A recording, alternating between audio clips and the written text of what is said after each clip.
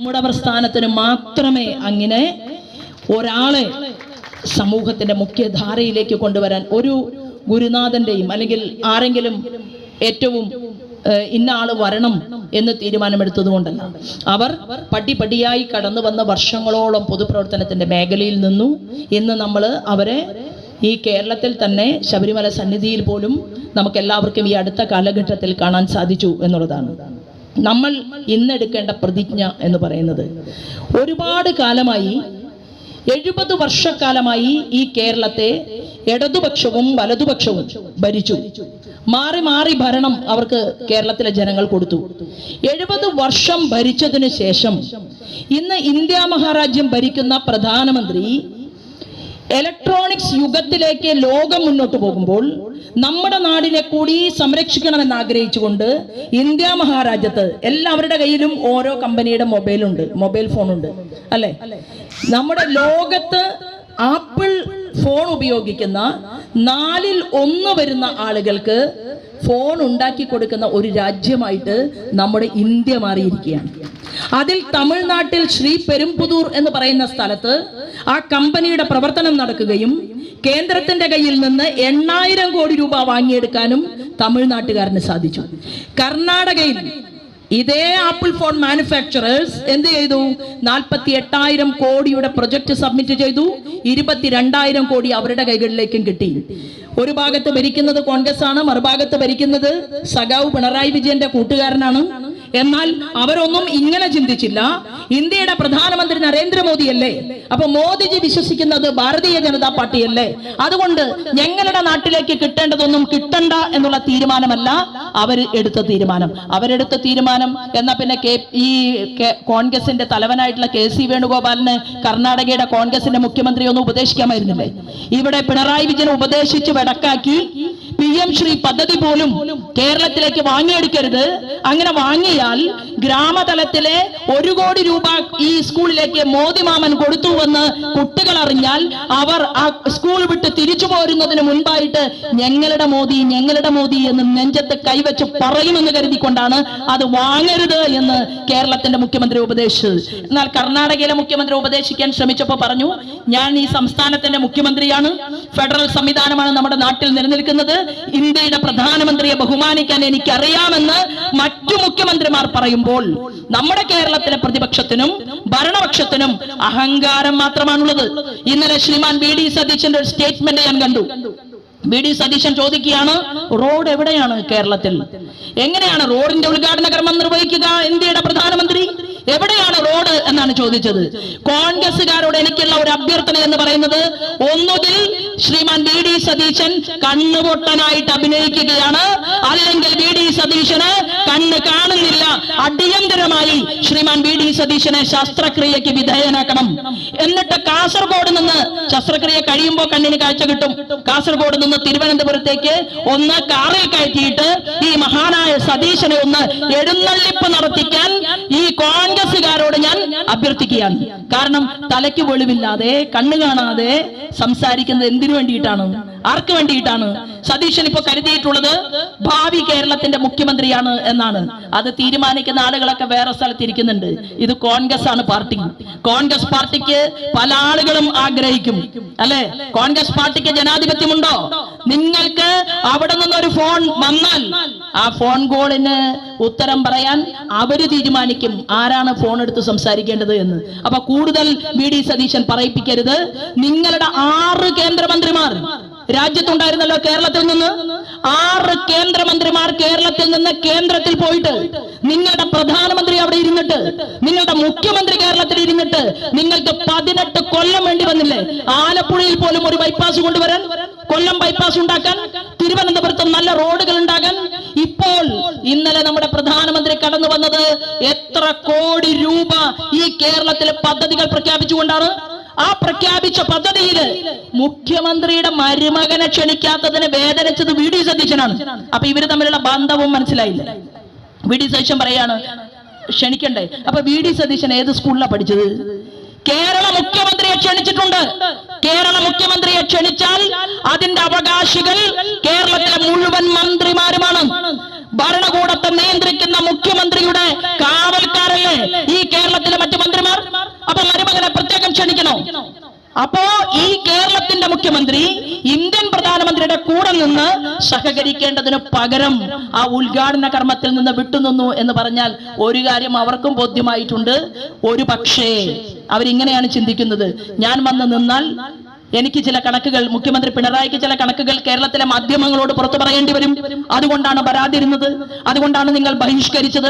നിങ്ങൾ ബഹിഷ്കരിച്ചാലും ബഹിഷ്കരിച്ചില്ലെങ്കിലും, നിങ്ങൾ ചോദിച്ചാലും ചോദിച്ചില്ലെങ്കിലും, കേന്ദ്രത്തിന്റെ പ്രധാനമന്ത്രി കേരളത്തിലെ ടെക്നോളജി അറിവുള്ള കുട്ടികളെ കയ്യിലെടുത്തിട്ടുണ്ട്. അവരുടെ മനസ്സിനകത്ത് ശ്രീമാൻ നരേന്ദ്രമോദിയുണ്ട്. അദ്ദേഹം പറഞ്ഞു, സ്കിൽ ഡെവലപ്മെന്റിനെ കുറിച്ച് ഞാൻ ചിന്തിക്കുകയാണ്, അത് ഞാൻ പ്രാവർത്തികമാക്കിക്കൊണ്ട് മുന്നോട്ട് പോവുകയാണ്. അതിന്റെ ആനുകൂല്യം കേരളത്തിലും കൊടുക്കും, ആരും ചോദിക്കേണ്ട ആവശ്യമില്ല. എന്നാൽ ഇവിടെ ബിജെപിയുടെ കർമ്മധീരരായിട്ടുള്ള പ്രവർത്തകരോട് എനിക്ക് പറയാനുള്ളത്, നമുക്കിനി പുറത്തിരിക്കാൻ സൗകര്യമില്ല എന്ന് നിങ്ങൾ ഇവിടെ ഒന്ന് പ്രതിജ്ഞ എടുക്കണം. നിയമസഭയുടെ കവാടങ്ങൾ തുറക്കണം. ആ നിയമസഭയുടെ അകത്തേക്ക് ഭാരതീയ ജനതാ പാർട്ടിയുടെ നിരവധിയായിട്ടുള്ള ആളുകൾ കടന്നു ചെല്ലണം, വിജയിക്കണം. അവിടെ നമുക്ക് എണീറ്റ് നിന്നിട്ട് പറയാൻ സാധിക്കണം, ഇതാ കേന്ദ്രത്തിൽ ഒരു പദ്ധതി ഉദ്ഘാടനം ചെയ്തു, 48 മണിക്കൂർ കൊണ്ട് കേരളത്തിൽ ആ പദ്ധതി ജനങ്ങൾക്ക് എത്തിച്ചു കൊടുക്കണമെന്ന് പറഞ്ഞുകൊണ്ട് അവിടെ നമുക്ക് മന്ത്രിമാരുണ്ടാകണം, അവിടെ MLA-മാരുണ്ടാകണം. LDF-നും UDF-നും 70 കൊല്ലം കൊണ്ട് സാധിക്കാത്തത് 5 കൊല്ലം ഞങ്ങളുടെ BJP-യുടെ NDA-യുടെ കയ്യിൽ തന്നാൽ ഈ കേരളത്തിന്റെ കാസർഗോഡ് മുതൽ തിരുവനന്തപുരത്തെ ജനങ്ങളുടെ ഹിതത്തിനനുസരിച്ച് അഹന്ത മാറ്റിവെച്ചുകൊണ്ട് ടെക്നോളജിയിൽ അറിവുള്ളവരെ, ശാസ്ത്രജ്ഞന്മാരെ, അധ്യാപക മേഖലയിൽ കഴിവുള്ളവരെ, നല്ല പഠിക്കാൻ പോകുന്ന കുട്ടികളെ, യുവാക്കളെ, അങ്ങനെയുള്ള മുഴുവൻ ആളുകളെ, കർഷകരെ, ഇവിടത്തെ പട്ടാളക്കാരെ, ഇവിടത്തെ ആബാലവൃദ്ധം വരുന്ന ജനങ്ങളെയും വിളിച്ചിരുത്തിക്കൊണ്ട് എങ്ങനെയാണ് കേരളത്തിന് പുരോഗതി ഉണ്ടാക്കാൻ സാധിക്കുക എന്ന് ചർച്ച ചെയ്തുകൊണ്ടുള്ള ഒരു ജനസഭയുടെ നേതൃത്വത്തിൽ ഭാരതീയ ജനതാ പാർട്ടിയുടെ BDJS-ന്റെ NDA-യുടെ ആളുകൾ കേരള നിയമസഭയ്ക്കകത്ത് പോകണം. അതിന് നാട്ടിക നിയോജക മണ്ഡലത്തിൽ നിന്ന് ഒരു MLA-യെ നിങ്ങൾ സൃഷ്ടിക്കണം എന്ന് അഭ്യർത്ഥിക്കാൻ വേണ്ടിയിട്ടാണ്, ജനങ്ങളോട് അപേക്ഷിക്കാൻ വേണ്ടിയിട്ടാണ് ഞാൻ ഇവിടെ എത്തിച്ചേർന്നിട്ടുള്ളത്. അതിന് ഒറ്റ പോംവഴിയേ ഉള്ളൂ. ഇന്ന് നമ്മൾ എത്ര മണിക്കൂറാണോ പ്രവർത്തിക്കുന്നത് അത് അതിന്റെ ഇരട്ടിയാക്കുക. കാറ്റ് വേണ്ട, അതും വേർത്തോണ്ടേയിരിക്കും. അപ്പോ എത്രയാണോ നമ്മൾ ഇപ്പോൾ പ്രവർത്തിക്കുന്നത് അതിന്റെ ഇരട്ടി സമയം നമ്മൾ സംഘടനയ്ക്ക് വേണ്ടി കൊടുക്കുക. ഇത് മാത്രമാണ് നമ്മുടെ മുന്നിലുള്ള പോംവഴി. ഇപ്പോ പാലക്കാട് നിന്ന് പൊള്ളാച്ചിയിലേക്ക് ഒരു തീവണ്ടി വേണം, അവിടുത്തെ സാധാരണക്കാരായിട്ടുള്ള ജനങ്ങൾ ആഗ്രഹിച്ചു. നമ്മുടെ തൃശ്ശൂരിൽ നിന്ന് 75,000 വോട്ടിന് ജയിച്ച നമ്മുടെ ആരാധനായിട്ടുള്ള കേന്ദ്രമന്ത്രിയുടെ ശ്രദ്ധയിൽ ഒരു കത്തിലൂടെ അദ്ദേഹത്തിന്റെ ശ്രദ്ധയിൽ ഇത് പെടുത്തിയതേ ഓർമ്മയുള്ളൂ. അത് കഴിഞ്ഞപ്പോൾ അദ്ദേഹം അശ്വിനി വൈഷ്ണവ്ജിയെ വിളിച്ചു. ഇത് പാലക്കാടിലെ ഞാൻ സ്ഥാനാർത്ഥിയായിട്ട് പാലക്കാട് പോകാൻ വേണ്ടിയിട്ട് പാർട്ടി തീരുമാനിച്ചപ്പോൾ ഉണ്ടായ കാര്യമല്ല. നവമാധ്യമങ്ങളിൽ ചില ആളുകൾ പറയുന്നുണ്ട് ഇത് പെട്ടെന്നുണ്ടാക്കിയിട്ടുള്ള ഒരു തട്ടിക്കൂട്ട് പരിപാടി. ഒരു തട്ടിക്കൂട്ട് പരിപാടിയുമല്ല. ശ്രീമാൻ സുരേഷ് ഗോപിയോട് കേരളത്തിൽ നിന്ന് ആളുകൾ, BJP-യുടെ ജില്ലാ അധ്യക്ഷൻ ആ ജില്ലയിലെ വിഷയങ്ങൾ ഉന്നയിക്കുമ്പോൾ തത്സമയം ആ വിഷയത്തിന് പരിഹാരമുണ്ടാക്കാൻ വേണ്ടി അദ്ദേഹം പരിശ്രമിക്കുന്നുണ്ട്. എന്നാൽ അഭിനയിക്കാൻ അദ്ദേഹത്തിന് സിനിമയിൽ മാത്രമേ അറിയൂ എന്നുള്ളത് കൊണ്ട്, പച്ചയായിട്ടുള്ള ഒരു മനുഷ്യനാണ് എന്നുള്ളത് കൊണ്ട് അദ്ദേഹം ചെയ്യുന്ന പല പദ്ധതികളും നിങ്ങൾ ഏറ്റെടുക്കാൻ തയ്യാറില്ല.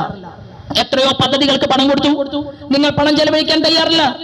കേരളത്തിലെ ജനങ്ങൾക്ക് വേണ്ടി കുടിവെള്ളം കൊടുക്കാൻ കൊണ്ടുവന്ന പദ്ധതി നിങ്ങൾക്ക് സുരേഷ് ഗോപിയുടെ പണം വേണ്ട, നിങ്ങൾക്ക് കേന്ദ്ര ഗവൺമെന്റിന്റെ പൈസ വേണ്ട, അത് പദ്ധതി ഉദ്ഘാടനം ചെയ്യാൻ നിങ്ങൾ തയ്യാറില്ല. പിന്നെയോ ഇന്നലെ പറഞ്ഞു, ഭാരതീയ ജനതാ പാർട്ടിയുടെ സംസ്ഥാന അധ്യക്ഷൻ ഇന്ത്യൻ പ്രധാനമന്ത്രി വന്നപ്പോൾ സ്റ്റേജിലുണ്ടായിരുന്നു. ഇരിക്കും, കാരണം ഞങ്ങൾ ഇന്ത്യ ഭരിക്കുകയാണ്.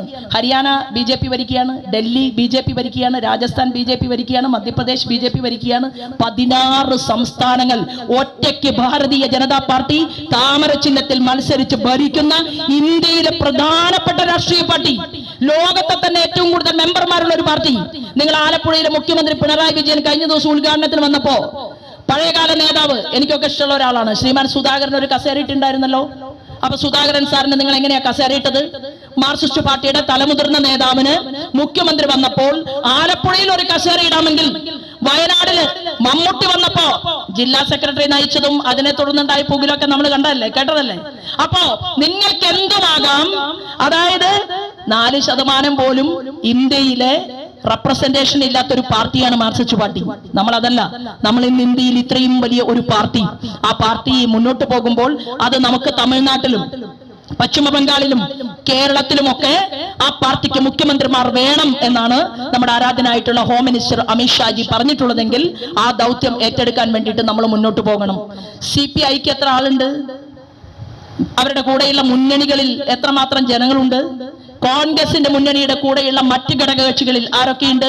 ഇപ്പൊ കോൺഗ്രസിനെ മുസ്ലിം ലീഗ് വിഴുങ്ങിക്കഴിഞ്ഞു അല്ലെ? പക്ഷേ ഭാരതീയ ജനതാ പാർട്ടി നമുക്ക് നമ്മുടെ കൂടെ എത്ര ആളുണ്ട്?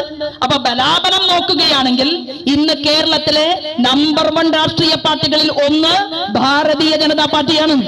ജനസംഖ്യയുടെ അടിസ്ഥാനത്തിൽ പോലും നിങ്ങൾക്ക് BJPയെ വെല്ലുവിളിക്കാൻ സാധ്യമല്ല.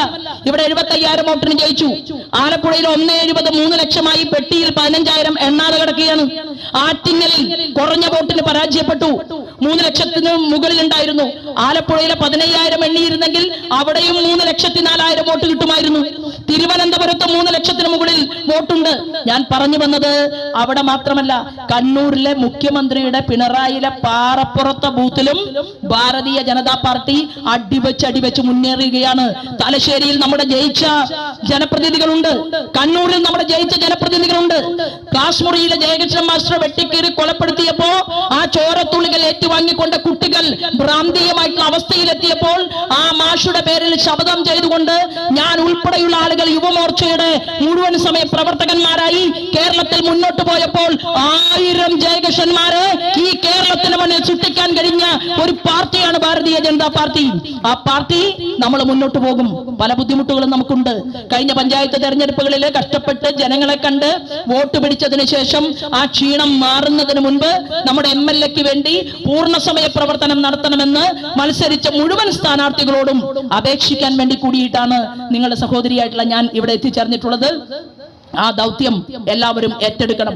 മാത്രവുമല്ല, കേരളത്തിലെ വലിയ ഒരു റിഫ്ലക്ഷൻ നടക്കുകയാണ്, ഒരു വലിയ രൂപമാറ്റം ഇവിടെ നടക്കുകയാണ്. കാരണം 70 കൊല്ലം ഭരിച്ചിട്ട് നേരെയാക്കാൻ പറ്റാത്ത ഈ കേരളത്തെ ഇന്ത്യൻ പ്രൈം മിനിസ്റ്റർ വിശ്വസിക്കുന്ന ഭാരതീയ ജനതാ പാർട്ടിക്ക് ഈ കേരളത്തെ മുന്നോട്ട് നയിക്കാൻ സാധിക്കും എന്ന് ഇവിടുത്തെ ജനത വിശ്വസിക്കുന്നു.